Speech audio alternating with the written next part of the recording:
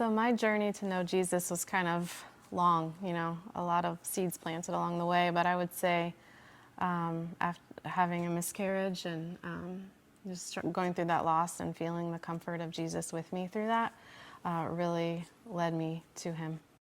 Got to know Jesus pretty well as a kid growing up in the church, but probably drifted away from him a little bit during high school, college, and a little bit after that. And really only in the last, I'd say, 3 or 4 years have I really been finding my way back to him. And she's been a good influence on that. I feel like God's love provides a level of comfort, really almost a freedom to not worry as much about this world's stresses and problems. It really just means that I'm loved even when the world isn't always the most loving place. For me, I think God's love it feels like peace, and it's so vast, but also I think so simple at the same time. It's just hard when there's so many distractions in the world, and it's easy to try to put yourself first and what you want first. But I know that when I choose him first, that his love for me will cover everything that I need. I'd say I at least experience the love of God every day. Some days it's that comfort, and other days it's really the realization that he's challenging me, a lot of times through our children. I mean, he blessed us with 4 wonderful children, but I think he was doing that to help us be more like Jesus. I mean, they test our patience, our kindness, our grace, all of those. But I guess it's just a constant reminder that he's there and he blessed us with that. But he didn't say it'd be easy. And a lot of days aren't. Some days are pretty easy, but when we work on it together. But yeah, I guess that's both sides of experiencing love from God. So I've been experiencing God's love when it comes to anxiety in my life.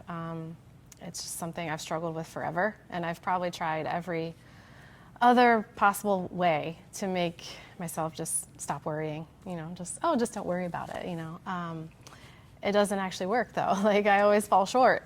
And I started, studying God's word and what does it say about peace, and how can I find peace? It's the opposite of anxiety, so I want to feel at peace. I don't want to be filled with this anxiety all the time. And I think what I really found is there's only one source of peace, and that's from God. And if God is love, then the peace is going to come with that. So I think for me it's really been grasping this truth of how much he loves me, and that's kind of been my path to peace. I mean, in public accounting, there's always stress. There's difficult clients, staff underperforming, deadlines, just deadlines. And if you get caught up in that, it can be very stressful. But I guess experiencing God basically reminds me that God's going to love me whether I meet those deadlines or not. So it just helps me get perspective when it comes to work. And I would say in terms of how God has impacted our marriage and our other relationships, it's probably been one of my favorite parts of my journey with Christ is watching our marriage grow from it, and our friendships as well. I always remember this one sermon that Blaine gave, talking about relationships and kind of viewing it as a triangle, so God's at the point and then the 2 other people are at the other 2 points. And if you're both moving toward God, then Christ is at the center of that relationship. And I think our journey group is a great example of that. In our marriage, obviously. Yeah. We're all imperfect, and but we're all choosing to move toward God. And I think at the end of the day, those are the friendships that we see the most fruit from. We see those, growing, and we're walking through life with those people. And I think experiencing God's love in our friendships has just been so special. I guess when it comes to finances, I feel like that's an area where we're continuing to grow.